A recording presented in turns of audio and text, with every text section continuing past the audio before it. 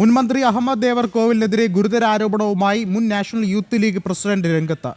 INL സംസ്ഥാന president കൂടിയായ അഹമ്മദ് ദേവർകോവിലിന് നിരോധിത മതഭീകരവാദ സംഘടനയുമായി ബന്ധമുണ്ടെന്ന് ഷമീർ പയ്യനങ്ങാടി എൻഫോഴ്സ്മെന്റ് ഡയറക്ടറേറ്റിന് പരാതി നൽകി.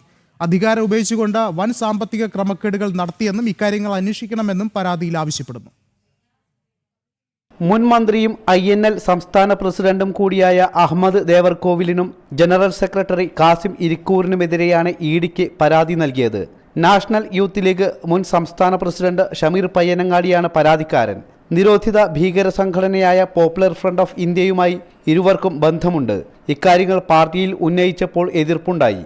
തുടർന്ന് സ്ഥാനത്തു നിന്നും താൻ രാജിവച്ചു. PFIക്കെതിരെ സർക്കാർ സ്വീകരിച്ച നടപടികൾ നേതാക്കൾ ചോർത്തി നൽകിയെന്നും ഗുരുതര ആരോപണമുണ്ട് പരാതിയിൽ. ഇതിന് അഖിലേന്ത്യാ പ്രസിഡന്റ് പ്രൊഫസർ സുലൈമാൻ അഹമ്മദ് കൂട്ടുനിന്നു. അധികാരം ഉപയോഗിച്ച് മന്ത്രിയായിരിക്കെ വൻ സാമ്പത്തിക ക്രമക്കേടുകൾ നടത്തിയെന്നും ഇത് അന്വേഷിക്കണമെന്നും ഇഡിക്ക് നൽകിയ പരാതിയിൽ പറയുന്നുണ്ട്. സേട്ട് സാഹിബ് സെന്ററിന് ഓഫീസ് ആരംഭിക്കാൻ വ്യാപക പണപ്പിരിവ് നടത്തി. ഒമാനിലും UAEയിലും ബിനാമി ഇടപാടുകളുണ്ട്. സമദ് മാസ്റ്റർക്ക് PSC മെമ്പർ സ്ഥാനം നൽകാൻ 40 ലക്ഷം രൂപ വാങ്ങി. INL ഔദ്യോഗിക വിഭാഗമാകാൻ വേണ്ടി കോടതിയിൽ തെറ്റായ രേഖകൾ സമർപ്പിച്ചു തുടങ്ങി ഗുരുതര ആരോപണങ്ങളാണ് പരാതിയിൽ പറയുന്നത്. ഇരുവർക്കുമെതിരെ നടപടിയെടുക്കണമെന്നാവശ്യപ്പെട്ട് LDF കൺവീനർ TP രാമകൃഷ്ണനും പരാതി നൽകിയിട്ടുണ്ട്. ജനം, തിരുവനന്തപുരം.